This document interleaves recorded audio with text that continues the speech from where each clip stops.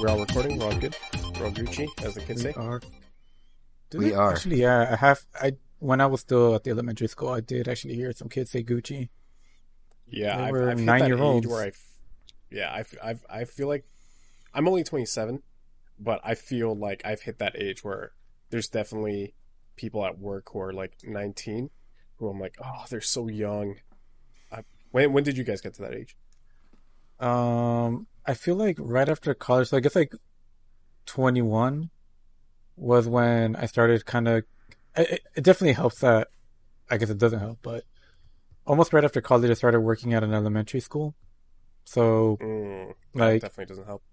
yeah, so almost like right away, like, I mean, little kids are always going to look like little kids to us, even to like middle schoolers, but because a lot of them had like older siblings that were in middle school, high school, and sometimes I even did work at the high school, and that's like only like a 4-year difference. They did feel like babies, like literally like oh my god, you guys feel like you're acting like you know everything, but you have no idea. Like after, and this is just like right after college too. Like now that I'm like, I literally just turned 31 today, as of this Happy recording. birthday. Thank you. You're And Happy birthday. Mr. Smithers. This is reminds me of this. Yeah, like now, like being 31, looking back at people that are like 24 or 25, like pretty much like slightly younger than you and Elvis, Kevin. Like they feel like babies or like super young. Maybe not babies, maybe that's sort of like toddlers. Like they just feel like super young. It's kind of crazy. But when we get to your age specifically, I think it's like within the 4 years, I feel like there's like no difference. It almost feels like we're all like the same age at this point. But there are like some, I think like when you start getting beyond that is where you start feeling the bigger gaps, especially when you start referencing things that you don't know or you only barely know about. Or when you reference things that they didn't know about because, they were too young. The weird one for me, well, first of all, we should probably say who we are, shouldn't we? First of all, this is Quarantine Chronicles episode 10. I'm your host, Kevin.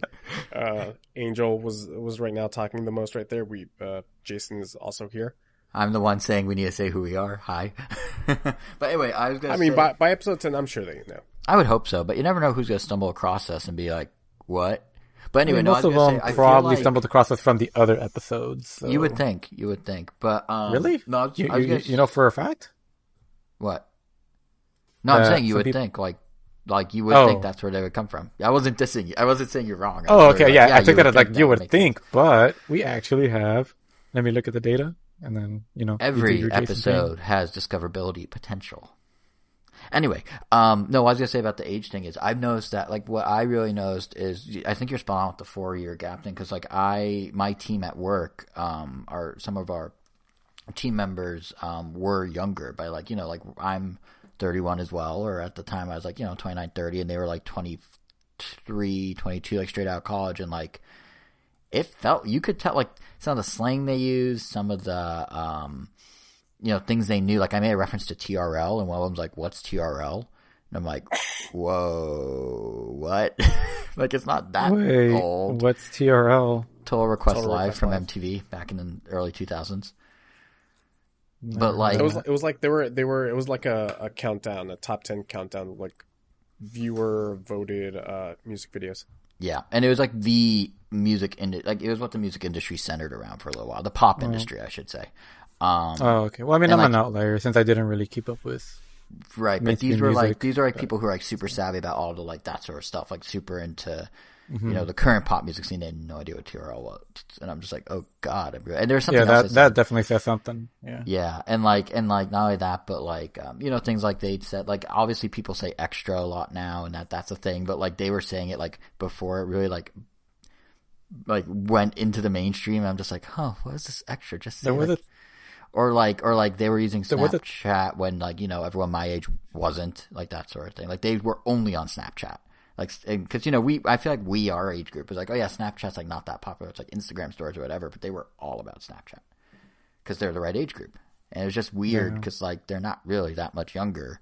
It really like 7 years. The weird one was being like when I was in 7th grade, and they'd be like, yeah, I was in kindergarten, and I'd be like, oh god.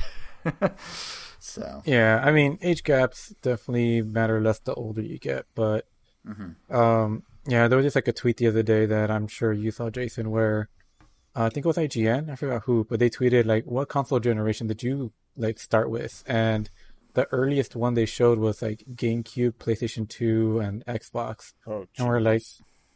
and Yeah, there were, yeah. yeah, so we're like, oh, like I'm like 2 generations before We've been that. phased out. I have a Yeah, bone. I have a basically. bone to pick with that Based, chart actually, because they didn't even do the generations right. They put N64 with like PS2, and then they put DS and what? Game Boy in the same bucket. It I maybe don't. not the one So, IGN tweeted, but like the original that led to IGN doing that was like a real hodgepodge, and it was missing everything pre the GameCube, yeah, except N64, which was randomly with PS2, which wasn't with GameCube. It made no sense. Yeah. Also, while we're talking about this, like I can't wait until random Nintendo to ask this, so I might as well ask it now.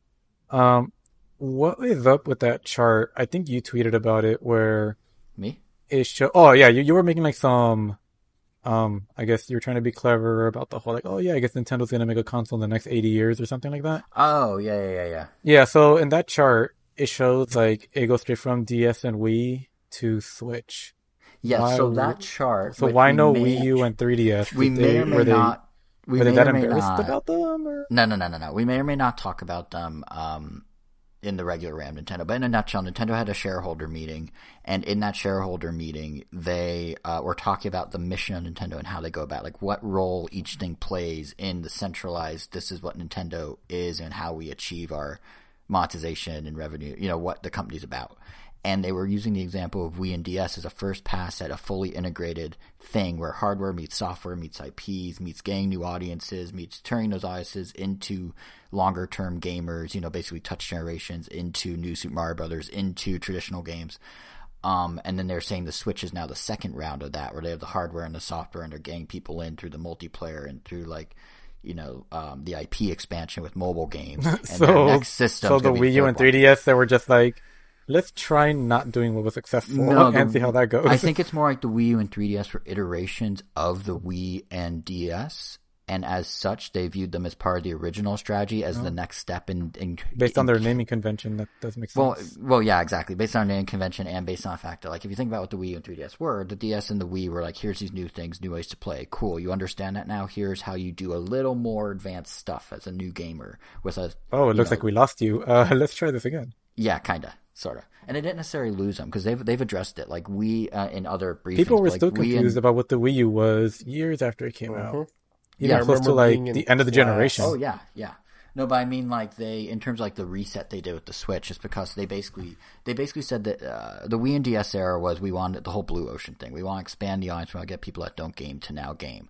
The 3DS and the Wii U were basically, okay, these people are now in. Let's get them further into games. Except it didn't work because everything they tried to do didn't resonate. Like, yeah, the 3DS sold like 75 million. That's great, but like it was an iterative product of the DS. It wasn't a new thing. Doesn't And it the feel Wii like U we're obviously interviewing bombed. like an official Nintendo sales rep or like a Nintendo rep right now? Kind of. I mean, I just follow their Jason, strategy the closely. unofficial official sales rep. Yes. But and then Switch, they're now saying, okay, we're not trying to get gamers anymore. Everyone games. Look at mobile. Look how many people play games. It's like three quarters of Americans say they play games for like a couple hours a week minimum. So now it's about, well, how do you get them to play our games? So they're saying, well, you do stuff by exposing them to IPs. You do stuff by having mobile games, and then kind of enticing them to get the Switch. And that's kind of the new Exploitation. integrated experience. So it went from blue ocean of getting people into gaming to, cool, everyone games, and how you get them into Nintendo games. And that's kind of why they're split how they are between the Wii era and the Switch era. If that makes sense. Fascinating Yeah. stuff. And look, we're crossing the streams here. Quarantine Chronicles, but still Nintendo. So this is Yeah, what I gets guess you going, huh, that works. Jason? It sure is. I mean, since we're talking about generations, I guess we should just talk about the PlayStation showcase that happened on Wednesday. Yeah, I think it was Wednesday. Yeah. We're Yeah, finally in so- the home stretch for these consoles, guys. PlayStation and Xbox. We're like 8 weeks out. Yeah, This so is the generation that the Switch 10 is in? What generation is this? Or is the Switch now behind the generation again? The Switch is its own half generation, I'd say. It was. I'm just counting by console iterations. Like, are they all on their 8th now, or they're all on their 9th? Well, Xbox is on its 4th. PlayStation, as is in the name, is on its 5th. Well, yeah, but that's because Xbox skipped the N64 era. Well, and the Super And Nintendo and the yeah, NES. and Yeah, but and the PlayStation's NES. literally on the fifth. But in terms of the industry, I think it's the ninth or 10th. Yeah, I knew what you were getting. I just thought to be snarky. Gotcha. Yeah, Yeah, that's what I meant. But I know. But yeah, Nintendo kind of marches to its own drum a little, but to the beat of its own drum. But yeah, PlayStation and Xbox. Yeah, Sony. Aside from showing you some new games that we'll get into, they finally dropped. I was gonna say drop the ball, but they finally dropped the price. They did I'd say they price. did the opposite of dropping the ball. They nailed that pricing. Well, I'll get to that. But yeah, they revealed the pricing, $4.99 for the disc version, and the $499 digital US edition. dollars. Yeah, $4.99 US, and the digital version, $3.99 versus Microsoft's Series X at also $4.99 US, and their Series S at 29. $299. Yeah. $299. So $299. For $299. $30, you could have a Series S. Oh yeah, and they also have that promotion running as well. Literally, yeah, you could have for $30. That's true because they have the monthly installment plans that come with Game Yeah, Pass. 30 bucks a month. Right. It is interesting how that price discrepancy, I guess, between both consoles exists, but it's like seeing the approach that one takes. Because in Sony's case, it looks like they're both exactly the same power-wise, except it just doesn't have a disk drive. Versus the other one that, I guess tries to actually make it just try to make it way more affordable, but sacrificing a lot in the power department. Yeah. Which I don't know. Like someone like me, like I didn't get a PS3 or even a PS4 until I knew I was getting like the most powerful version. I typically don't get the first generation Sony consoles. Usually the later. Nintendo, I'm kind of like contractually obligated to get them on release, but. Yeah, I feel like for the Xbox One, like I would have to get the $500 one, or I don't know if they expect way more people to get the cheaper one and then upgrade once they see they like it, or I don't know. The power differential feels too different, I feel. I think don't know. Xbox is in a weird spot because they aren't doing a traditional generation. Like in their mind, their next gen isn't, okay, we have a more powerful console per se. It's, we have a new way to deliver you games with Game Pass, which I know we talked about a few Quarantine Chronicles ago. So on that level, I don't think they anticipate people buying the S and upgrading to the X. I think they're basically saying we have an a la carte service that you can get with crazy 4K, super cool graphics, so many teraflops for $500. Or if like teraflop sounds like something your hair does, you can just pay $300 and not have 4K and you're probably fine.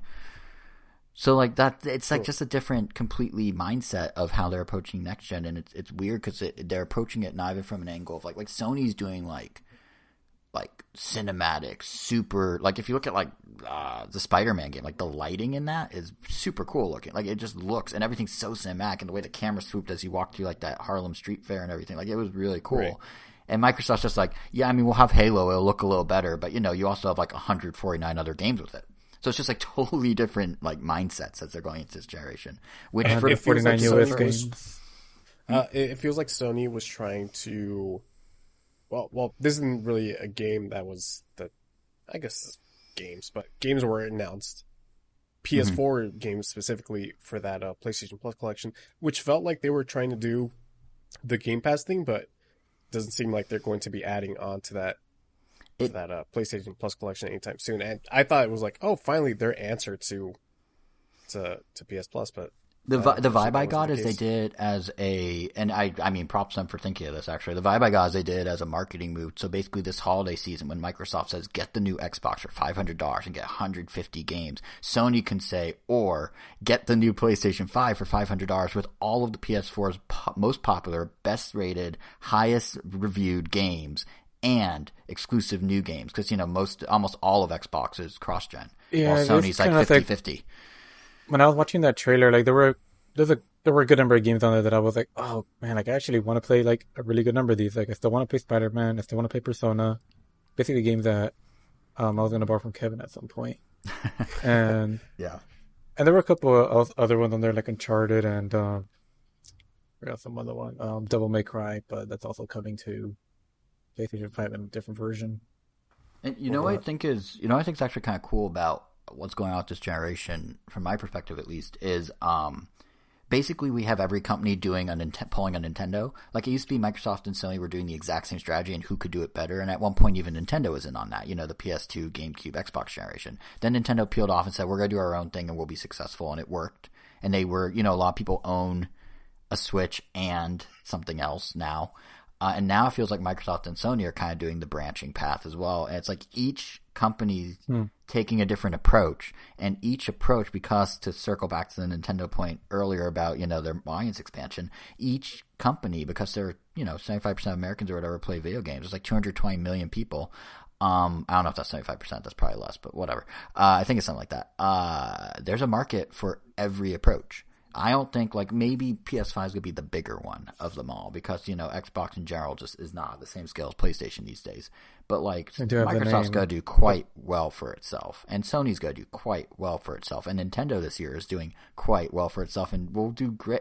I mean, the week of those consoles coming out, you got PS5 on the 12th. You got Xbox on the 10th. You got Game & Watch Super Mario Brothers on the 13th, and I guarantee each You're putting them on the same scale. Well, no. Obviously, they're not. But each one of those things is going to sell gangbusters for their respective company. They're very different, entirely different strategies. One's a $50 trinket. Well, two are super powerful consoles. They're all going to sell out. They're all going to sell out. I mean, if Nintendo doesn't manufacture a gangbuster amount, they're not going to sell gangbusters. Well, they're probably going to make like 5, and that's it. Nah, they'll do more. Yeah, they'll make at least 15. No, but my point is, like, there's such different strategies, but they're all games, and they're all going to do well. And Switch is going to keep flying off the shelves. Like, there's so many different approaches. And, Microsoft came and say, fine, you don't want to buy a Series X or an S? Use your Xbox One. It plays all those Game Pass games. Fine, you don't want to use your Xbox? It's on Android now. Just stream it with xCloud. Like, every angle you can get these games. It's just an interesting. We're at a point where like the market's so big that it can support all this. I think. Like I don't think anyone's going to lose per se. Like back in the day where there's a clear console war winner and a clear console war loser, and there's just going to be different paths. That's true. So many things are crossplay nowadays. Mm-hmm. It's at that too. Like honestly, it really feels like the end of the console wars. I mean, unfortunately, the only thing that really separates them is just the exclusives. Like that's literally what it just comes down to: what you grew up playing, what your friends have, like. One of our friends, who is kind of like wrestling with the idea between getting like a PS5 and an Xbox Series X or whichever one. Like I thought, like, oh well, you might as well get a PlayStation since I'm gonna end up with one. My brother's gonna end up with one. Kevin will most likely end up with one. But yeah, I got my pre-order in. But then, you did? Where'd you get the pre-order? Yeah, Amazon. Did you get the email? It was the physical edition. Yeah, I got the email. Silly Amazon. Oh, wow. Yeah, so but it's whatever. As long as I get one, that's fine. But then the email that we're referring to is Amazon went ahead and emailed a lot of people saying like, "Hey, your PS4 might not actually be there at launch because of the high demand." I think they literally emailed it to everyone. I think they don't even know their quantity. Okay, yeah, I'm not surprised. Yeah, I mean, honestly, the whole pre-order thing, and this wasn't like Sony's fault or anything, but the whole pre-order was such a mess because like Sony had a dedicated time and date. Well, not time, but they had a dedicated date. They said tomorrow, and then Walmart's just like, nah, we're just gonna do it now because I guess there's no like. And contract. then everybody was like, so one by one. No, Walmart, we're not gonna let you get ahead of us. But what's so funny is like none of the companies had their safeguards in place for the traffic bump. So so they can't reprimand Walmart, or is Walmart so powerful that they're like, yeah, I can still do whatever I want. I don't think they had a contractual. So I know what Microsoft's doing, and they have. I can't remember what journalist said this, but it's like confirmed. Microsoft basically said, "Listen, you are going to sell the system at a designated time and date. Series X and S. It's going to be Tuesday. It's going to be I think Tuesday the 22nd at like 8 a.m. Pacific. And if you do not stick to that, if you sell early, we are going to shift away your allocation to someone else." Oof. Yeah. So now, of course, Sony and most companies don't feel the need to say that, and they usually have like a good enough relationship with the the various realtors, so it's not an issue. Like Samsung never has this problem with Galaxy phones. I obviously Apple doesn't either with their phones. But like, I guess Walmart tested the waters with Sony, and then all the other companies felt like, oh, we have to do it too, which led to like my favorite thing. Yeah, because like, yeah, go ahead. Sorry. What's Sony gonna do? Be like, hey, Walmart, you can't do that, and then have Walmart be like, that's fine. We are probably the place that's gonna carry the most consoles for you. Yeah, and we exactly. can just say, yeah. So Because like if you say up front there's a stipulation, you're gonna then try to okay, stand up to Walmart? No. right? Yeah, but if you say up front like, "Hey, we will do this," it's like, okay, well Oh, they're then yeah, warning you, but they absolutely would have. afterwards, They yeah. absolutely would have. But what's funny is like, so GameStop they put theirs up, but then because they weren't prepared because it was a day early, they didn't like adjust their server settings for a DDoS attack, which is distributed denial of service. For those who don't know, basically the idea that a ton of traffic hits your site at once to bring down the site. So you put in something like Cloudflare or a similar service to basically monitor that traffic and block it from hitting you too hard so your site stays up. But that means blocking individuals. So what happened with GameStop is, and this story is so funny to me for some reason, is they had all their anti-DDoS stuff running at normal levels. So when people went to go pre-order the thing, like GameStop put out a press release and everyone went to go pre-order it, and then the site just started telling people they're bots and they're not allowed through. Like it would just say like, we're sorry, you're not allowed to go GameStop.com. Huh. For like legit customers, or like Jeff Keighley got caught in it, for example. Like literal, like big name game people could Or not maybe get it. he got exposed. Maybe Jeff Or Keighley maybe is the he boss. secretly is a Russian troll farm and not actually a person. That actually lines up pretty well. No, but yeah, it's just like, and then like Best Buy, their entire site crashed. I know, Kevin, you were trying all day to get it, weren't you, that day? Like, What or PlayStation? all night? Yeah, the PS5. Like, weren't you going like site no, to site? I wasn't trying. I was not trying that hard. Oh, I thought you were. Somebody sent me a link and it was like, "Hey, this thing seems to work." And I said, "All right, cool." But yeah, it got And like then such a. I was trying to what I spent forever trying to get was an RTX 3080, which Right. that was its own nightmare.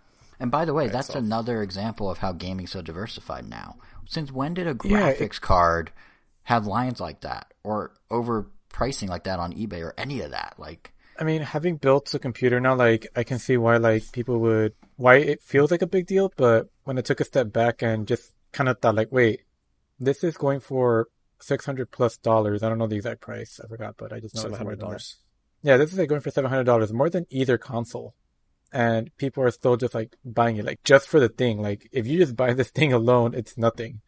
So you still need to spend like a lot more. Like it's just kind of crazy that price, I guess, isn't really that much of a factor, I guess.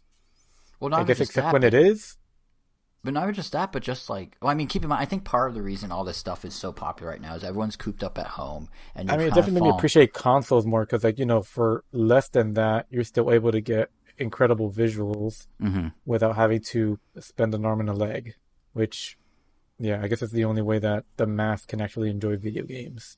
But I Because do, if all we had was like PCs, then gaming would be way more niche. I do think though, well, PC gaming's had a bit of a renaissance, I feel like, but I do think a big driver of why that did so well, the graphics card, and why like even PS5 selling out as fast as it is, and I'm sure Xbox Even you will, bought one. is what? No, I was just saying, like, even you bought one. Yeah, okay. No, but Kevin what would I bought put one, in right? my MacBook Pro? But no, it. I think it's because like it's honestly on some level the pandemic's doing, because you fall into two camps. Either you're in the very unfortunate camp where you are having trouble making ends meet because you lost your job, or there's all these expenses because you have health issues due to COVID or whatever, and that's horrible. And I hope those people can overcome that and go back to their normal lives as quickly as possible. But then there's a whole nother camp of people who just can't travel, can't do the things they do, and just have kind of extra spending money as a result. And if there's some way to somehow wire transfer some of that over to people, that'd be cool. To people that need it, that'd be cool. But like, fact of the matter is, there's this whole group of people that have like just extra cash to buy game things with. It's like all these things that would normally be doing well, I feel like are doing exceedingly well. Like the game Or you could industry do- had its highest August since 2008 in sales. That was the peak that of the does week. explain that. Like, yeah, like it's people have all this extra spending money because like not only can you not go anywhere, but then what are you gonna do? Like, what are you gonna do for free time? You're gonna play games. Definitely one of the few industries that is obviously impacted by the virus and delaying everything, but in a way, Yeah, it's more I feel impacting gains in more, yeah. in production Mm-hmm. than actual consuming. Like movies is getting impacted by like productions obviously getting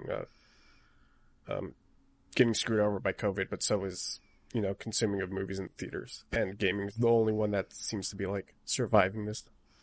Yeah, because gaming has the I guess luxury books. of and I guess and like Yeah, I guess books too, but yeah. reading. And we're going to definitely have a huge renaissance of various animation projects, because that's the one thing like gaming that can be done totally remotely. So like I remember, Yeah. I think I was watching an interview with Seth Rogen, Gaming. and he was just like, we're only pitching animated stuff now. Like literally, we have like a bunch of animated stuff and nothing live action anymore because we can still make. Yeah, things. because I mean, recording for voices and stuff is a lot easier, but Yeah. the only part where it gets tricky is if you have to deal with mocap, which some like AAA games definitely do rely a lot on, and a lot of mocap studios, I'm guessing, are gonna have to just take more precautions, or maybe just have like one or two people working at a time, because that is getting a group of people together. Right. I Any mean, the kind of beauty of acting mocap versus a real movie, though, is I guess that could be done at you home, but I do don't really know how that works. digitally. You take a physical thing and digitally put in an environment, so you could have all these individual mocap sessions where people are by themselves and then just combine them later. Versus like a movie. Yeah, where, it I mean, you just could do that really with a movie, slows but it you down, can but see yeah. the lack of chemistry when people are like filmed remotely. Like look at season 4 of Arrested Development. Like you could tell they were not in the same place very much. That wasn't even because of COVID, huh? That was just No, because they that were was all just busy. yeah, it's just scheduling because they're all such superstars now. Did you even watch season 5? I did not. Did you? Nope. Really? I did not. And both of you are the so-called like Yeah. original Arrested Yeah. Development Yeah. fans. Every year I rewatch the first 3 seasons. I went to the banana started- stand and got the autograph of Mitch Hurwitz, the creator. Like I was all about it. I was super excited for season 4. And then it came out and I was like, okay, that had some fine moments, but then I had no desire when season 5 came out. I I don't know. started watching it a few months right before season 4 came out, and I finished it just in time to watch it and finish season 4. I remember enjoying it, but yeah, I don't know. I didn't even realize season 5 came and went. I was watching some other video and I was like, what? Like there was a season 5, and it's like getting very, very mixed reviews.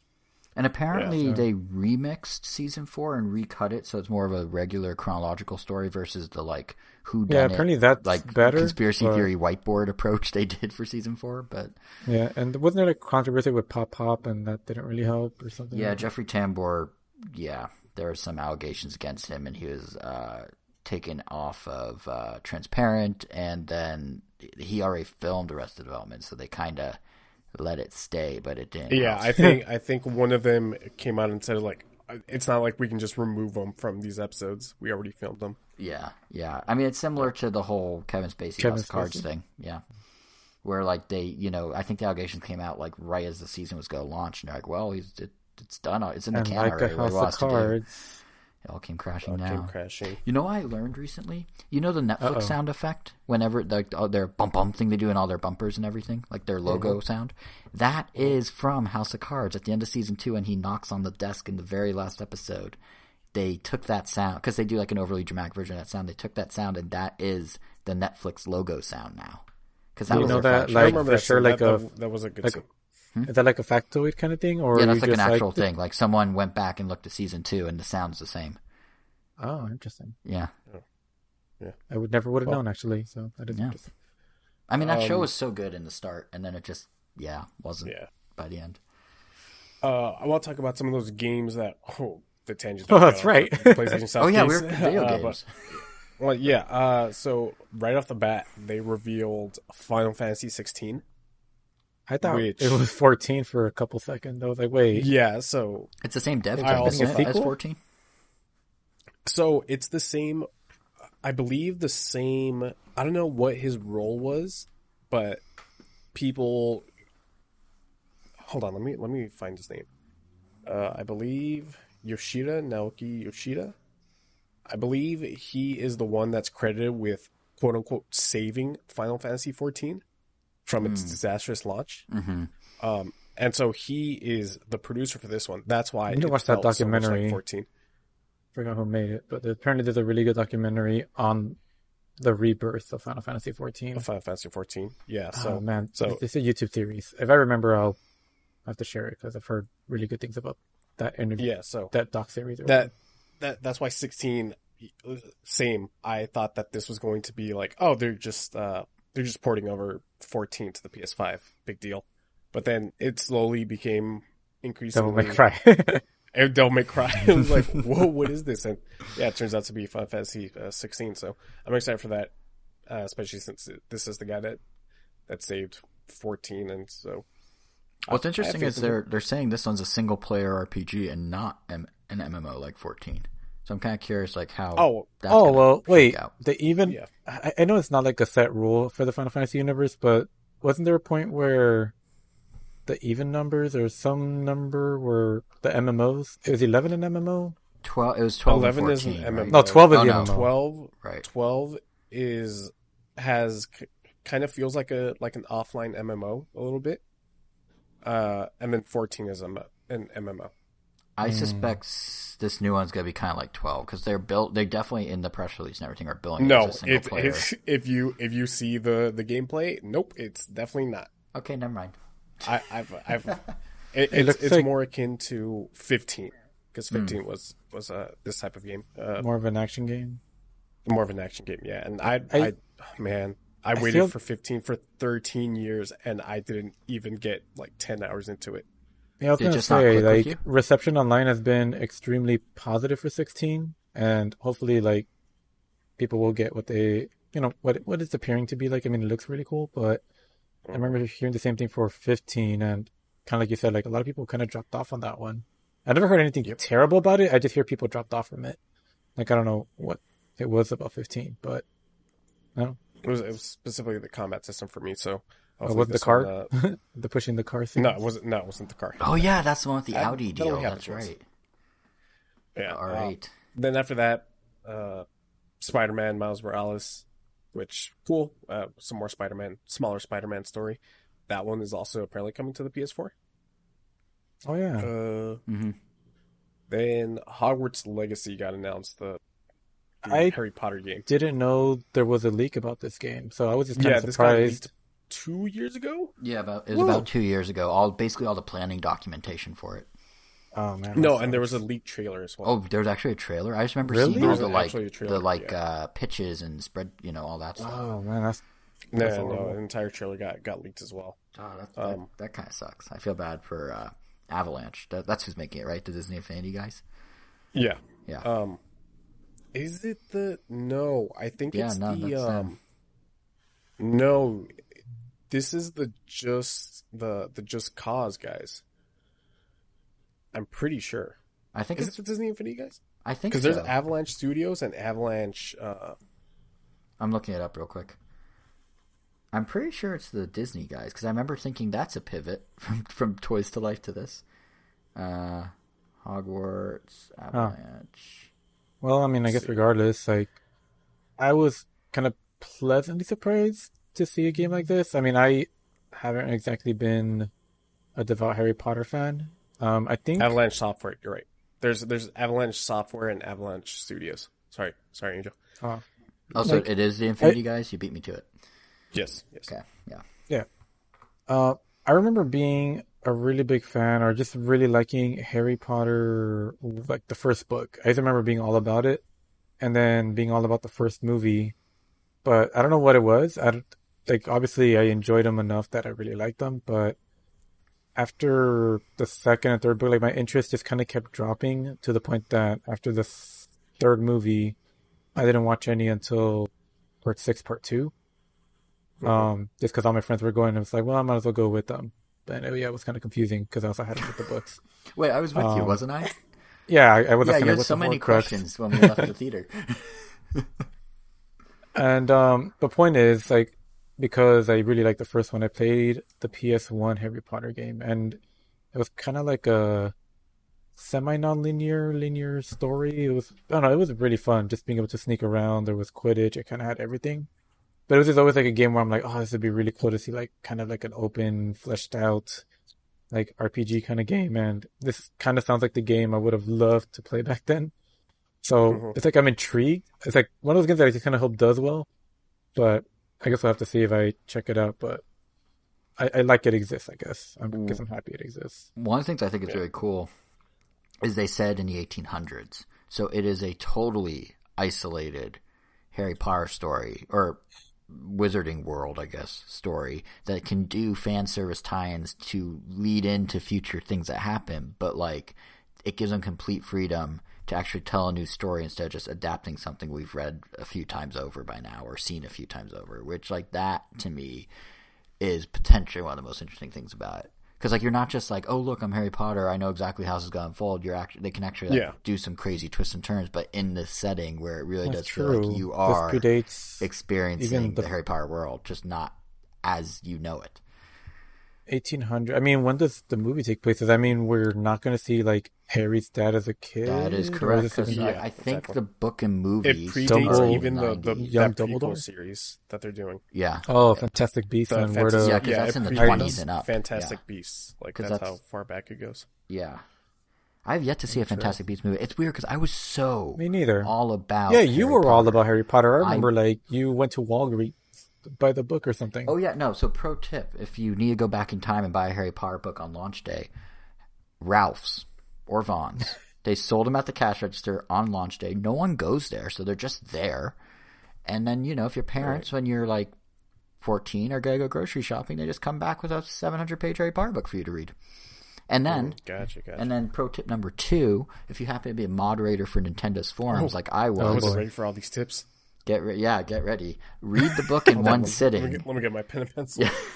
Read the book in one sitting because people will write all over the forum, "We're not relevant. Spoiler alert: Snape kills Dumbledore," over and over. So luckily, I thought this was going to happen, and I read the book, literally the entire book, in about 10 hours, like in one day, one sitting. Jesus. But then for the next 3.5, 4.5, 5 weeks, I was just constantly deleting threads or constantly deleting posts in like Kirby conversations, in like Pikmin conversations, in like who's your favorite Zelda character conversations, in like Crystal fan art threads, and all they were saying was Snape kills Dumbledore, Snape kills Dumbledore.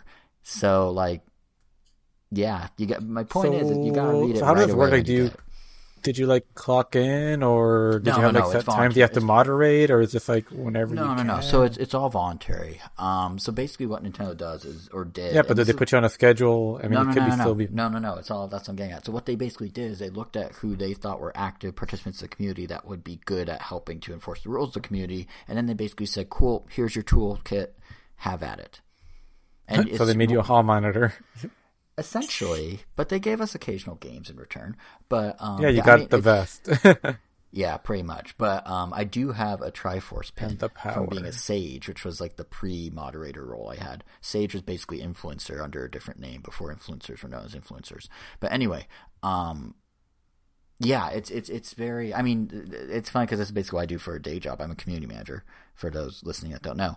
And yeah, it's essentially, you have people that are super passionate about their community, in this case it's Nintendo, and you just say, hey, if you love the community and want to help shape the community, just like when you're available, when you're online anyway, it'd be cool if you just like also enforce the rules as you go. So like keep talking, keep doing your thing, but if you see someone say Snape kills Dumbledore, maybe snipe that one down.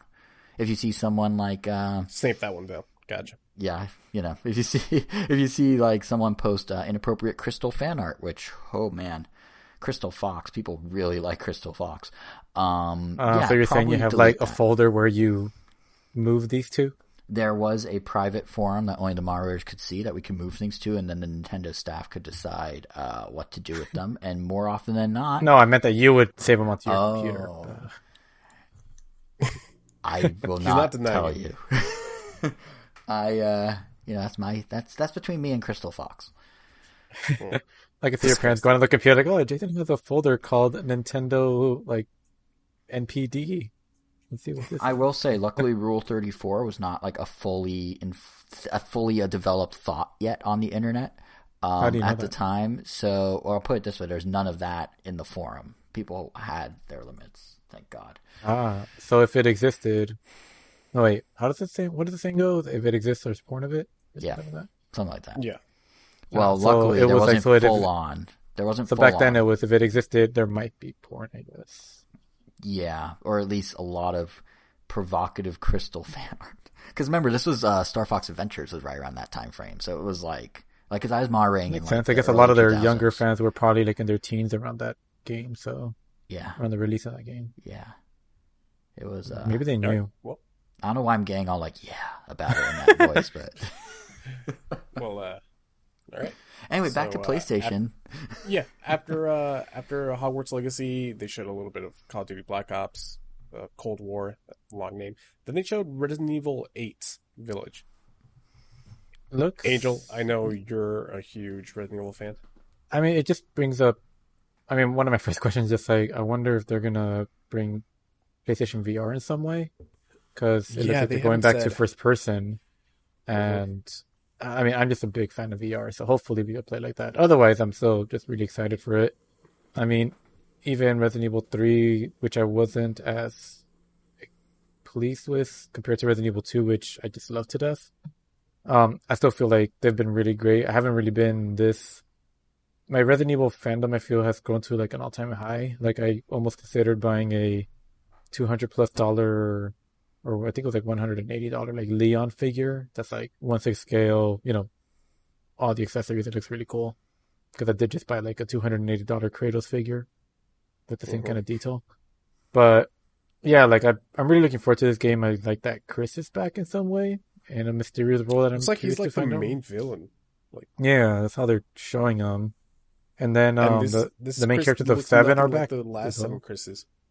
Yeah, that's true. Maybe he deflated his muscles, but Yeah, yeah, they were pretty ridiculous in part four. Yeah, part four. It looks like he was literally like made with like an inflatable like pump. part five, part five. Four was Um. Leon. Oh, you're right. Right. Part five. Yeah, the one where he's punching the boulder. Really fun game though. I mean, Well, that's my why he brother and needed the I I played. I muscles love for the I love Resident Baldur. Evil Five. Resident Evil Five is probably Yeah, my Resident Evil favorite game 5. of all time. Yeah, we played that game to death. But actually, yeah, I remember usually taking I'll solve the puzzle while you do all the fighting kind of role. Just because less pressure. But Yeah. yeah, I mean, I do like that this one does have kind of like a Resident Evil 4 vibe, which I hate to admit, but I've actually never played Resident Evil 4. No, I lie. I've always What? just played like the first, like maybe 20 minutes of the game, but then I never get Hmm. beyond that. I've never Okay. really owned it either. Like it was just one of those like I want to get to it, but I just never do. But I don't know. Maybe it's just I feel like I want to play the Wii one. Do I I even own have the it. Wii one? Do you want to I borrow it? think I no, I think I might own. I think I got it from GameStop for like $1 or something. Oh, But I'll have to check. But because I've definitely beaten my fair share of Resident Evil games by now. Just that one and the HD remake of Part One I have to play. I Mhm. don't think I'm gonna play two and three. I think I'll just stick to the modern versions. Sorry. Have you Sorry. played Zero? Oh no, that That's another one. one you gotta play. I love That Resident one. Evil Zero. No, that one seems intense. Like the whole way that you manage your items. Hmm. But it Well, seems you cool. haven't played Resident Evil 4, but there was that rumor that, or I think it's confirmed that Resident Evil 4 is getting a remake. Really? I'm pretty sure it's been confirmed. Yeah. Huh. it wouldn't surprise me given the Um. success of the I 2 and mean, 3 remakes. I mean, at this point, it's going to be. I mean, hopefully they do go for a full remake and not. Well, I guess they have been just doing like HD ports for like Just, yeah, the HD longest remasters. Yeah. time. Yeah, I definitely want to see that game reimagined because I mean, even though I would say that it still looks good, I also don't think it still looks as great. I mean, it's definitely aged. Like Hmm. like a lot of the environments have just aged, but the aesthetic is still holds up really well. And eight is I don't know, it seems intense. The werewolf looking creatures definitely seem Yeah. scary. Uh. After that, they showed a little bit more of Deathloop, which looks like a really Yeah. cool game. I like the I, Uh, aesthetic of it, the kind of yeah, the grindhousey, aesthetic's really cool. Tarantino-y. Yeah. and Mhm. also just the fact that a lot of these missions just look like giant puzzles. Like I really like these kind of games where you have to like coordinate your whole plan and execute it, or try to. Yeah, It makes you feel clever. Like it kind of reminds me of oh my Hitman. god, no, Uh, uh, to me, it reminds me of Ghost Hitman, Trick. considering that Ghost Trick. Oh, okay, Ghost Trick. Oh, Yeah, yeah, that's an interesting analogy. That's actually kind of apt. Yeah. I see what Aesthetic, you're getting at with the Ghost Trick. stylized, Ghost Trick. and the way you kind of have to like orchestrate how you're gonna kill them because everything has to be on a set timer. But Ghost Trick is such an underappreciated game. yeah, that game is awesome. Yeah. But that makes sense since it was made by the Ace Attorney dude. Mm-hmm. Don't know his After name. that, we saw Devil May Cry 5 getting a PS5 version, just called the Special Edition. I never went ahead and played Devil May Cry 5, and apparently some of the Special Edition stuff isn't ever coming to PC, so that just might make me finally play this game on PS5. Those games look After really that, fun. yeah, they really are. Devil May Cry 3, Dante's Awakening is such a good game. Well, after that, Demon Souls Remastered, which is probably the only reason that I'm getting a PS5 at launch. Because at the end of the I mean, the is that trailer game looks that? amazing, I mean, yeah, like and visually looked then really cool, but like yeah, I, I don't think I really heard much of its reputation until towards the end of the Dark Souls game. It just feels like suddenly everyone played this game called Demon Souls that I for a while kept thinking like, don't you mean Dark Souls? It's yeah. like without You like and just me like an both, alternate Angel. title. You and me both. But yeah, I'm just kind of surprised that like it feels like there's like this game that has the pedigree that this has, but I don't think I ever heard of it around the time it came out. Only until like Mhm. way many generations later. I remember being on GameFAQs.com to It's try and look at a GameFAQ. I think for I don't know, probably Kingdom Hearts Birth by Sleep at the time, and the number one game was Demon Souls. And I checked it out like on YouTube, and I immediately went to wait, that's a GameStop to buy a PS3 copy for like game $20. It originally. is yeah, it's a PS3 game, Oh, okay. and And it Demon never came Souls. to PC. It never came to Xbox. It never came anywhere. So I thought they it was my understanding that Sony owns the Demon Souls property, kind of the same way they so own Bloodborne or something. So Sony absolutely owns Bloodborne. Demon Souls is a little weird Or maybe they in own Blue that Point. They no, definitely, I don't think they own Bluepoint They're either. because I mean, working Blue on The Point game was Bluepoint, made but published. because they made the Shadow of the Colossus game, but that probably has nothing to do with it. But that is an exclusive for sure. Bluepoint at this point is like a second party studio for aren't they Sony. basically the equivalent to what Next Level Games is for Nintendo? Where No, they they're the work on. Grezzo. They're Grezzo. Oh, they're like Grezzo. Okay, yeah, that's fair. That's fair. Grezzo's a good one. Yeah. Yeah, but From Software is the developer of this, the guys behind the Dark Souls game. So in Japan it was published by Sony. Here in America it was published by Atlas. Oh, Um, interesting. I don't remember what the reason was that Sony didn't publish it over here. I think it had to do with how difficult the game was. And Ugh. then Sony did regret the decision later on because Wait, so that was the game it that could have originated the this is the Dark Souls of blah, but they should have been saying this is the Demon Souls, or Dark yeah, Souls was even exactly. harder, I guess. Uh, man, it's been years since I played Demon Souls, but Demon I Souls is mean, more level based, I guess, mm. as opposed to the open world stuff of the Dark Souls series and Bloodborne and Sekiro. But Oh, that's yeah, right. it'll That's be fun to go back from here. And yeah, the only reason I'm getting on PS5 because apparently it's a launch title, and it'll cost $70, which is oh yeah. a thing now. Which I mean, on one hand, it has to happen. It had to happen at some I point. I hope. I mean, I don't know if this is what's gonna happen, but I hope like them costing $70 means that we'll get less like microtransactions in games, Microtransactions. or We like, still will. I hate to say that, but we or still will. or I get, or I mean, initially that might be like that we won't get them because people will be like, all right, like this will be enough of a cost, but then over time, I guess people will still be thirsty for content, and just on top of the 70. I mean, what is Smash Brothers Ultimate cost right now? Like, Hmm. if you were to buy the full game and it's DLC, like Mm. 20, 40, so it's like $100 It's a game. $100 game. And that's the thing. There was, I think it was our MPD pal Matt Piscatello that we always reference. Hearthstone is chuckling to itself. But Matt Piscatello was pointing out that so theoretically, games should have gone up. If you look at inflation, we should have had the $70 jump a while ago, like 2013 or 14, because now, really, a game should cost $80 to be what a $60 game was back in the day. But what you point out on Twitter, I thought was kind of interesting, is instead of raising the price because they thought fans would react poorly, which of course they will, they went, fine, we'll do $60, but like every single game's gonna have like multiple editions that cost $80, $100, $120, $200. So they tried to like offset the cost that way, but now the inflation's catching up and the size of the productions is catching up. We're really like, it's long overdue. So I don't know how much they're gonna actually like peel back microtransactions for the time being because they can, like what, there will be some negative feedback from fans, but like at the end of the day, who's not going to buy whatever PS5 launch title because it's 70 versus 60? They're still going to do it. The same way when it went from 50 to 60, everyone just did it.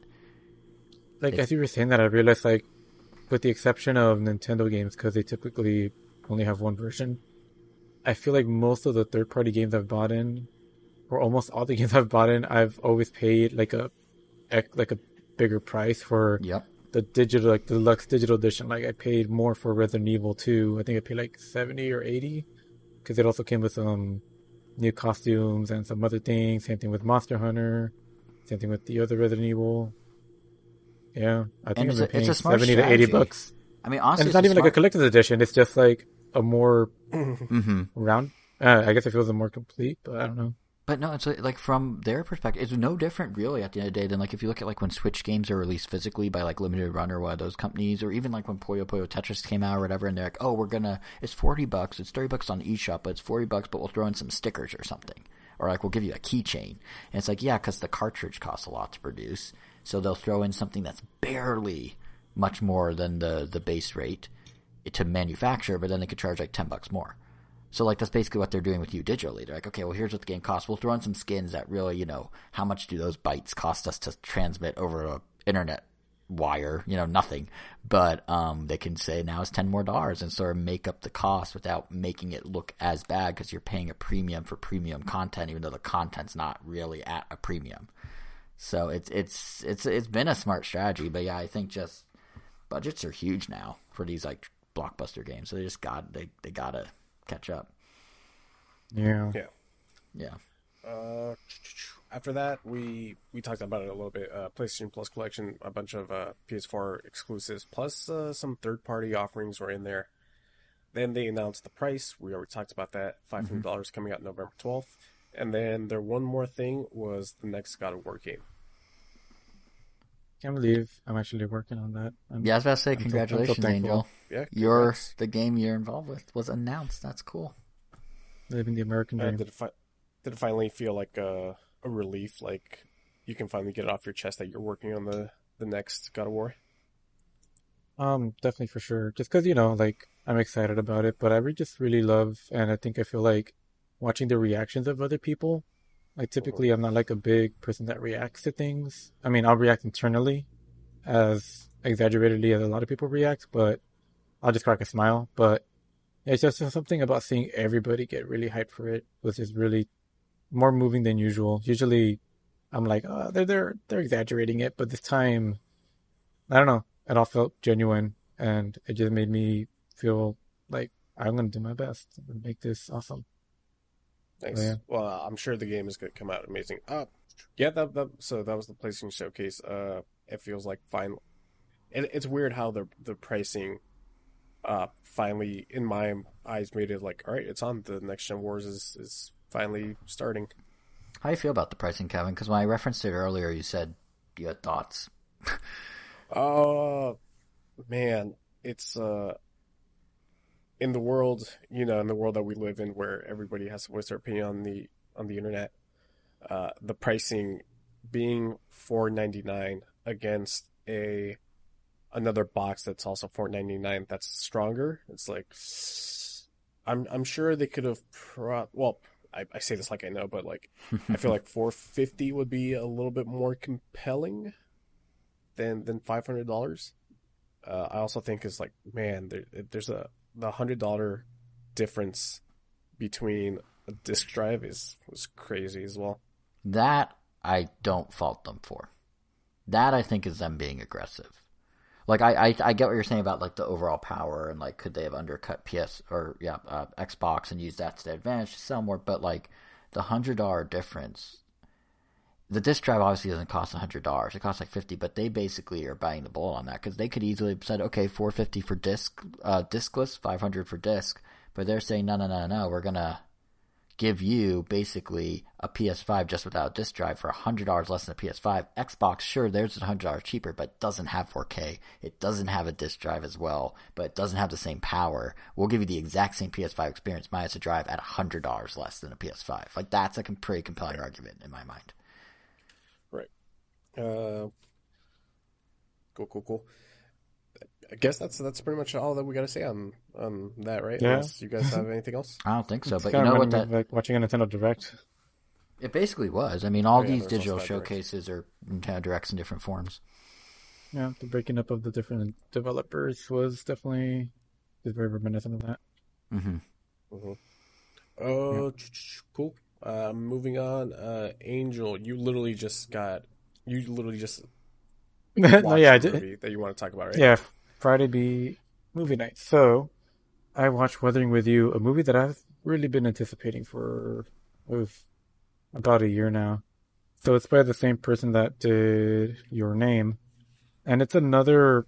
What I like about these is that they're still kind of slice of lifey, but um, they're definitely I don't know with they definitely have a nice fantastical element to them. Oh, just real quick, please don't spoil your name for me, because I actually want to see that one. I don't know too much about Weathering with You. Ah, well, yeah, Your Name is really good. Definitely won't spoil that. But yeah, Weathering with You, it's just way more straightforward than Your Name. Um, like for essentially, I mean, the premise is this boy is like running away from home. He moves to Tokyo and is trying to make a living, and he essentially runs into this girl that has the ability to pray the rain away. Because in this universe, there has been nonstop rain for I think 3 or 4 years, and it just doesn't seem to be letting up. But somehow this mysterious girl comes out of nowhere, and she literally has the ability to like pray, and then the rain will like dissipate, and you get a nice sunny day, only for like a couple minutes. And it's how they kind of use that ability to make some money, and things end up not being quite what they seem. And I mean that's the essential premise, but the story wasn't that deep. I feel like most of these movies you definitely come in for the visuals because damn, like this movie looks amazing. Like Mm-hmm. and I don't know if you guys have seen a lot of like anime films like Ghibli and stuff like that, I've but seen the Ghibli stuff, yeah. this but the food in these types of movies is usually very delicious looking. But in this movie, oh my god, like they have fried rice and egg on top that just looks amazing. Just looks delicious. Um, but not to say or talk any less about like other scenes, like the lighting that they use, the way the CG is tastefully used, is like it's yeah, it's kind of breathtaking. It's just really, really nice. And I mean, the story has like some humor. It's definitely it's a little dramatic, but still very, very enjoyable. I mean, I just saw it, so like I haven't had that much time to let my thoughts simmer, but I really, really enjoyed it, and yeah, I'd recommend it. I think Your Name is better though, if you wanted to have a Yeah, barometer at that's what some I heard. point. That's what I heard when this movie came out. That Your Name was not Yeah, like miles better, but yeah, this one didn't almost like live up to the to Your Name. yeah, because Your Name I felt was like just a little more complex. Like there were just like more ways to like interpret some things, and you kind of feel like you're solving something in your head, and then by the end of it, like you're just satisfied. And this one, Right. it never felt like you were mentally challenged in any way. If anything, that might be what it was that I didn't enjoy as much. Is that this is, I don't want to say it's a movie where you could just turn your brain off, but the plot is that kind of straightforward, Mm-hmm. but still very enjoyable. That's not necessarily always a bad thing. Sometimes this is exactly what you want to watch. Except that's, sometimes I just kind of, sometimes I want to tear up, and I was kind of hoping this would give me some kind of like tug at the heartstrings, but Right. um, at least for me, it didn't. I think my sister reacted a little differently than I did to some scenes, but yeah, I'm satisfied. It was worth the wait. If anything, for the Nice. visuals alone. But Nice. I think yeah, they literally just announced the director for the Your Name live action movie. is that Your Name live action movie? Yeah. Is It's Netflix being doing it? produced by no, it's Good. J.J. Abrams. Wait, what? Huh. Yeah, J.J. Abrams is producing the movie. That gives me a lot more hope than the Netflix anime adaptations, which I have I, so much beef did with see the these source, kind of but things. With J.J. Abrams or No, but just like remake of, I mean, not to jump at Disney, but like remake of animated adaptions, live action adaptions of animated films. Um, Mainly because things in animation, you don't, for lack of a better term, you don't have to suspend your disbelief because your belief, like it's already out the window. Like it's an animated film, so everything there doesn't already exist. So if anything, it makes them feel more real than live action films that are like fiction.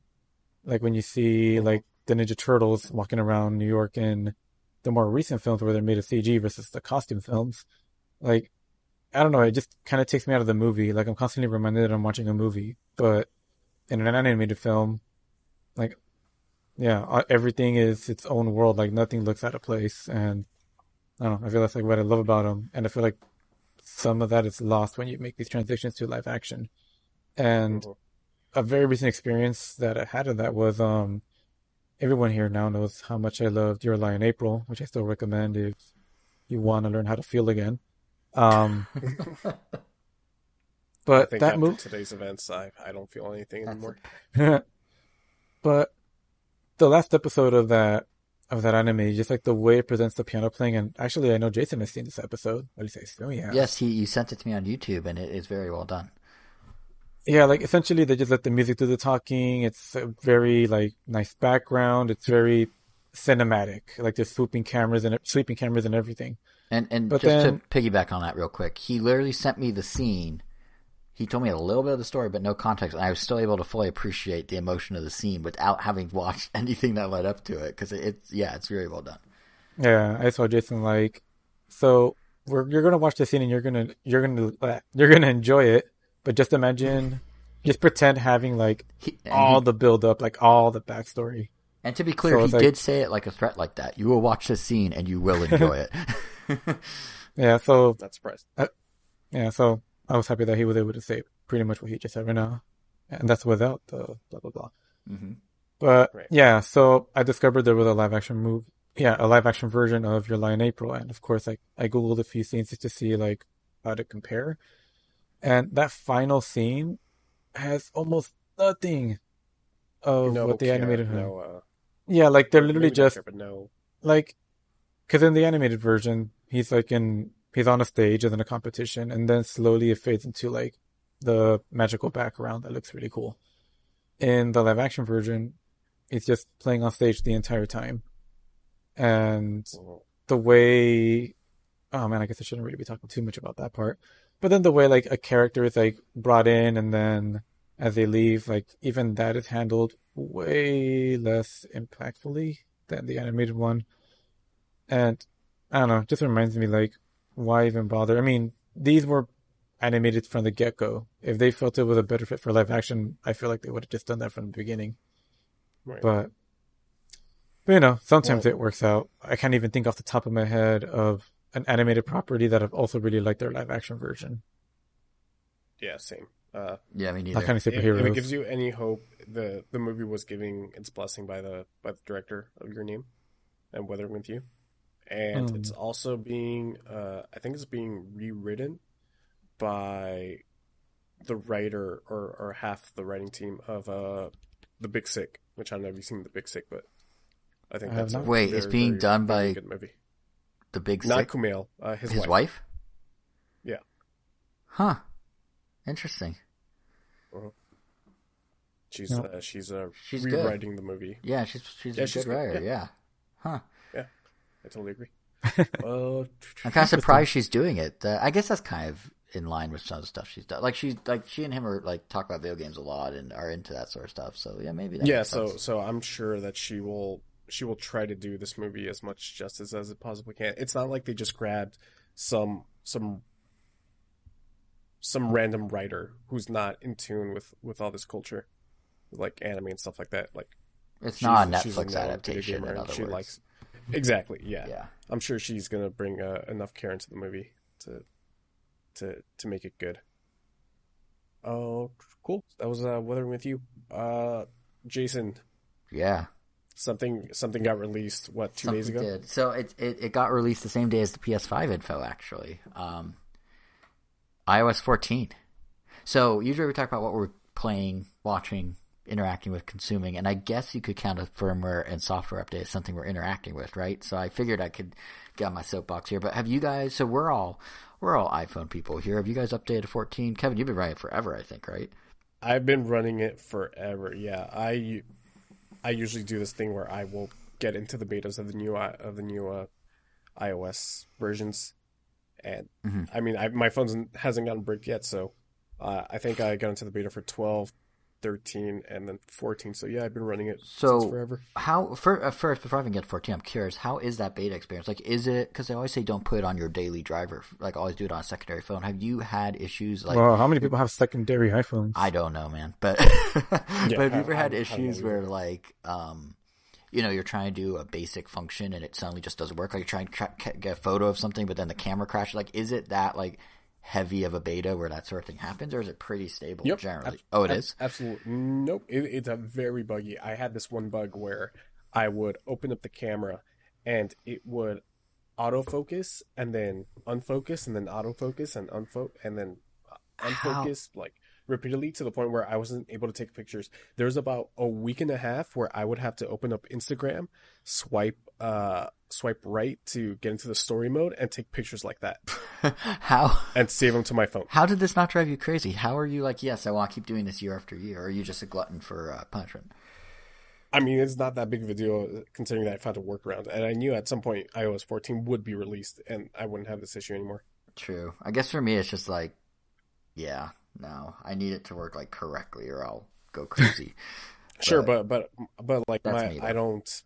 I don't live and die by my phone. Like my work doesn't really require me to have my phone Oh, it's working not at even all for times. work. Like It's for I'm sure like if yours I is. miss a cool photo, I will. Angel knows this. If I miss a cool photo, I will like dwell on the fact that I missed it for like an hour afterwards.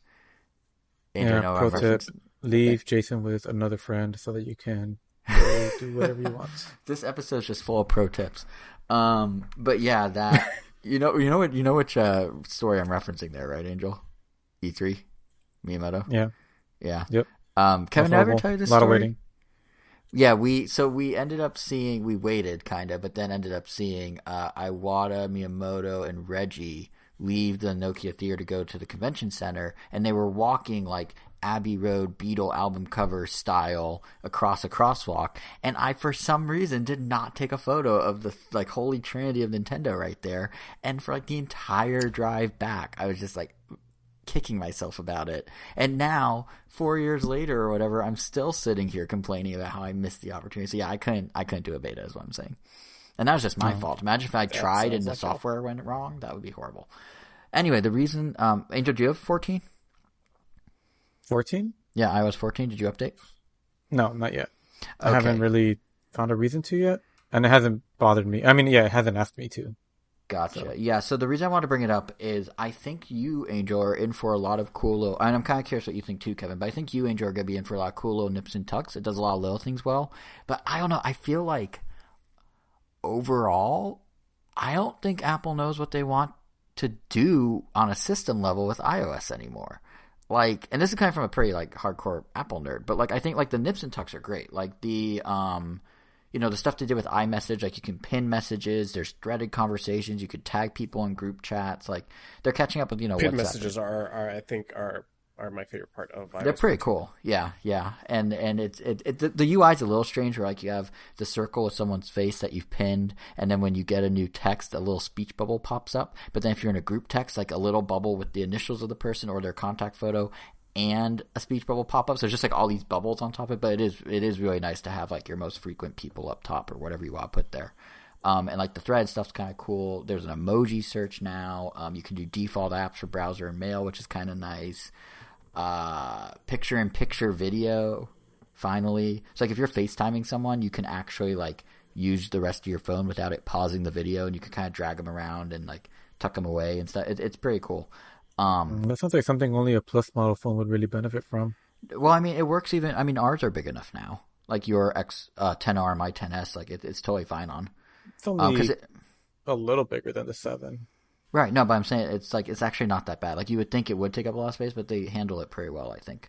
Hmm. And then there's even little things like there's dark sky integration, so you get like to the minute like rain reports and weather, and like phone calls don't take over the whole screen now. You pull down, and you can just answer the call. Like, or not even pull down. It comes down like a notification, and you just tap it and answer a call. And like the music player is a cool background color thing that syncs with the album art now. Siri doesn't take up the whole screen. Siri doesn't take up the whole screen. There's some other finally. stuff I'm forgetting. Even the privacy stuff. Like, I think they did some really cool privacy stuff where they like tell you exactly when an app is using the microphone or camera with a little dot, kind of like mimicking the hardware light on the Mac. Or like there's a privacy report where you can look at everything Safari has been blocking, like every tracker from every ad partner. And like as someone who works in that world where I know about all those ad partners, it's good information to have because there's a lot that track you everywhere. Oh, I probably should have told Android users to skip over. Oops. Skip over this? Yeah, skip over this part.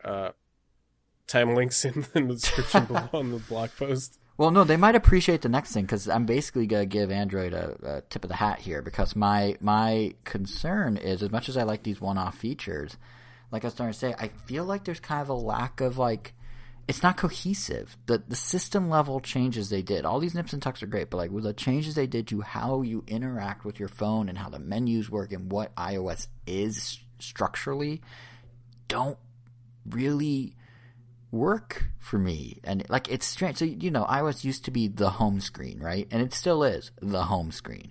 And then you swipe to the left and you get your widget screen, right? So now the widgets from that widget screen can come out of the widget screen and be on your home screen, which in theory that's a kind of an Android move, and that seems kind of cool, right? But those widgets aren't interactive anymore. So when you had the widgets on the widget screen, they had buttons, you could do things. The what? Yes, the widgets on the widget. Widgets on widgets on widgets. But yeah, when they had, when you swipe left from your primary home screen, you had all those widgets. You could do stuff. They could control your smart lights. They could turn on or off a podcast. They could do whatever. Now, Apple introduced these new widgets that can live on your home screen, but they're like all like super like, they're just supposed to be glanceable information, but they're not even logical. Like if you put the clock on your home screen, the clock widget, it's not going to show you what time it is. It's going to show you the time in a specific time zone you manually have to set. So your clock app can say one time. The clock at the top of your phone can say one time, but then this clock widget can say another time. Maybe that's intentional. There's actually one where you can have 4 in a row. That's cool, except I don't think you can customize all 4 of those. So it's just like, what is like it just feels like these weird like kind of decisions, or like they have a music app, a music widget that shows you what's playing, but if you tap it, all it does is open your music app. Like it doesn't let you do anything in the widget, so how's it different than what's on your lock screen? So that's kind of like concern number 1. Concern number 2 is on the other end of the phone now. If you go all the way to the right, past all your home screens, they have what they call the app library. And the app library is divided into 2 parts. There's these sort of isn't that feature perfect for you? You're kind of one of the first people I thought of when they announced that. Yes, so in concept it is. So the app library is in 2 parts. One is just a Rolodex of all your apps. If you hit the search box at the top. It's useless. What? Well, not useless, but the app library is yes, it's not that it's useless, that's what I'm getting at. So they have 2 conceptually interesting things, where one is like this Rolodex of apps, like I was starting to say, and the other is these sort of automatically generated buckets of apps. Basically, like, how you can do folders where you can combine apps and put them in like a single icon. It's that, but Apple decides what goes where. So they have suggestions based on what you're doing, which is basically no different than when you pull down and you have the Siri suggestions for which app to use. They have, recently added, those 2 make sense, but then they do ones where it's like utilities and social and productivity and creativity and entertainment and travel, and some of these make sense and some of them don't. They kind of categorize well sometimes, but then there's weird ones like I can't think of off the top of my head, but there's some ones that don't necessarily make sense. Like right now, it's smartly saying, okay, creativity includes, like my Photoshop Express, my iMovie, all that. But then like Instagram is under social, which is accurate. But what if it's also creativity in my mind? Well, I can't decide that because these are all only programmed by Apple. So if you want to move things around, if you want to make a new folder, if you like the idea of having this app library where you can have this interface to bucket your apps that you don't need to have on your home screen any longer, you actually can't customize it whatsoever. It's either what Apple says or nothing. And they will change their definitions as you use your phone. So like what was once in one bucket could move to another one at another time as it learns your preferences, which theoretically should mean it's better, but that doesn't necessarily mean it's going to be better. Like AI is not perfect, And I think what kind of bothers me about that is like I'm never going to really use that. because I don't even know if the things are going to be consistently where they are. I'm just going to search for the app I need. But what kind of bothers me about it is the interface they made for it is kind of cool in that when you click into the apps, you get all the apps in a folder on one screen. You have to swipe in a mini folder like you do with normal, home screen apps. But That's pretty convenient. I kind of like the mini folder, but yeah, I don't like to go to the pages in the mini folder. Yeah, so this gets rid of that. But the weird thing is, the way they display the folder is they show 3 big apps and 4 little apps. So we have learned for so many years with iOS that when you click a folder, you go pick your app. With this one, if you click one of the 3 big apps, it takes you straight to the app. You have to click the 4 mini apps next to the 3 big apps to go into the folder. Which, okay, new paradigm, you gotta learn it, that's fine. Except if you go back to your home screen, the normal folders still use the old paradigm.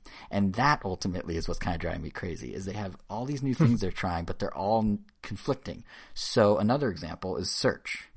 If you pull down on the top of your phone, you have the Siri search, right? And that could do everything. Web browsing, apps, whatever you want to search, contacts, text, it's all there.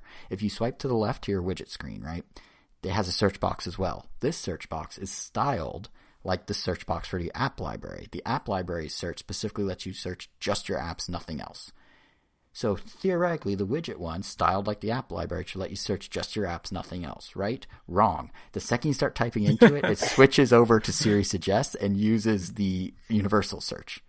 I don't know why. So now you have folders that do the same thing but look and act totally different. You have searches that ultimately give you variants of the same results but in 2 different ways, and it's all on the same 3 screens. Why? I don't know.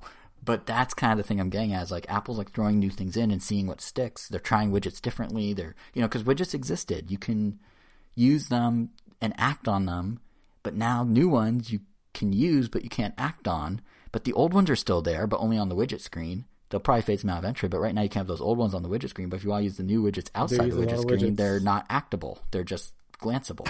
So it's just like all these weird conflicting things where it's just like Apple is so close. Like I think the idea of, you have your home screens, however many you want. You can actually hide entire pages now. That's really cool. So the idea that you have these home screens and you can customize them, and then you swipe left and you got your widget library, and you swipe right and you got your app library. Like I think that conceptually is cool. But the way they implement it is so all over the map and inconsistent that it just feels like it's like 2 steps behind in user testing from where it should have been before they released it. Doesn't sound very Apple. It like is and it isn't, because everything's designed for you, right? So their widgets, you can't customize them. They just say, here's your 3 choices. Enjoy the one you like. Your app library, here's your folders. Enjoy the one you like, but you can't customize them. And that's Apple's MO, is like, we know what's best for you. That was Steve Jobs' favorite thing. But yet it all conflicts. So yeah, it doesn't have the ease of use, but has the we'll tell you what's best for you thing. And it don't pair well. So that's my take. I don't know how you feel, Kevin, but that's been like the last couple days of this for me. He lost sleep over it. I do not care. It's whatever.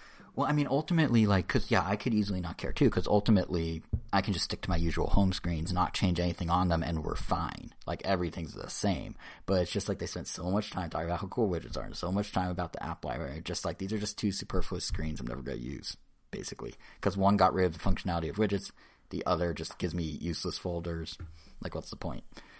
But it just seems like a wasted effort, or something they could have honed in on a bit better and cleaned up. But anyway, that's my rant. I'll get off my soapbox. I still think the nips and tucks are great. I honestly would recommend still getting the update. Just like be aware that they definitely kind of lost the plot a little with some of this. And I'm sure like a year or 2 they'll start they do this every so often. They make it super heavy and they keep adding new stuff, and then eventually they're like, oh, we cleaned it up and made things easier. So I'm sure 15 or 16 is going to be when everything's streamlined and basically the thing I thought it was going to be up front, just, in 2 years. Yeah. Anyway, so that's iOS 14. Thanks for indulging me there. iOS 14. Yeah. I think you said 15. Yeah. What do you think iOS 15 will do? Fix all this. What is it? What is your wish list? Of 15? Yeah. That could make me food. No, I don't know. Actually. I mean, your phone can order you food. That's so close. That brings up a whole nother thing that I wasn't going to get into, but I think phones are plateauing to the point where, I don't know what's left for them to do. I am probably going to still get an iPhone 12 when it's announced, but I This is the first And year you're where still just gonna use it for Twitter. pretty much. But no, I'm definitely like, do I need it? Because like I'm happy with my camera. I don't feel like 5G is that big of a jump. Like 4G is fine for me. Granted, in like 3 or 4 years when apps utilize that latency difference for sure, but like right now, it's not gonna make a difference. If it comes in that navy blue color that's rumored, I'm all about it. But like, do I want to spend $1,200 for like, this is nice? I don't know. I probably will because I'll get that gadget list as soon as it's announced. But like, generally speaking, I just feel like, yeah, I don't know. There's nothing like I really need in a phone anymore. It's so like they've reached a point where they're so advanced. I mean, is there anything you guys still wish a phone could do that it can't currently do? I miss my HCC. I think it was the HCC One M7. It had an IR blaster in the lock button. See, I miss being able to fold my TV remote. That's pretty cool. Now, if you have an Apple TV, you basically have the equivalent because they baked it into Control Center. It's not the same. I guess. It's not the same. I do kind of miss Touch ID now that I think about it. Face ID is great, but with a mask, it doesn't really, I completely forgot that it was even a thing. So the new Face ID. the new iPads they announced has Touch ID in the power button, smallest sensor they've ever made for Touch ID. So I'm thinking like they could totally put that on the 12's power button too. And those are these iPad Airs, huh? Yes, in the fun new colors like sky blue and green. Really nice. They look really, really nice. They do. They do. Yeah. And that design language of the new iPad Air is for sure going to be the design language of the new iPhone. So, slightly more squared off edges, kind of a frame like the iPhone 4 and 5 where it's not rounded but actually like kind of ice cream sandwich look. I'll stick with my orange phone, which I doubt they'll ever make again. I don't know. The colors come and go. I mean, honestly, like the iPad Air colors, I think the iPod Video had almost those exact same hues way back when. Or maybe the iPod Nano, but like they recycle the colors every so often. Like for 1 year it's bold and colorful and vibrant, and the next year it's like subdued hues, and then the next one it's like like Easter egg paint job colors, and like they go through like a rotation of these. So it's gonna be a matter. Don't worry, there will be orange in like 2023, right when you'll be ready to upgrade. Thanks for the apparent very accurate estimate. Yeah. I mean, I'll put money on that. Just because why not? It'd be kind of funny. If you all bet $5 in 2023, they'll have a new orange iPhone. I'll do it. Okay. Consider us a verbal handshake. Yep. If we remember in 3 years. All right. Unless you guys want to talk about something else, I think that's it, right? I think that's it. Yeah. I like how we bookended it with things that happened on a Wednesday. PlayStation and iOS. Right. And bookend them we did. Very, very sturdily, as Jason just showed. Oh crap! Hold on. All right, cool. All right. Well, wait, are you gonna explain what that was? What just happened? Nope. Let us know what you thought. You can follow us at on our Twitter at Random Nintendo. You can subscribe to our podcast on Spotify, Apple Podcasts, Pandora, Google Podcasts, Stitcher, TuneIn Radio, iHeartRadio. Whatever tickles your fancy. On YouTube, we are Random Nintendo Comp. Mm-hmm. Next week, we will have a new episode of Random Nintendo for you.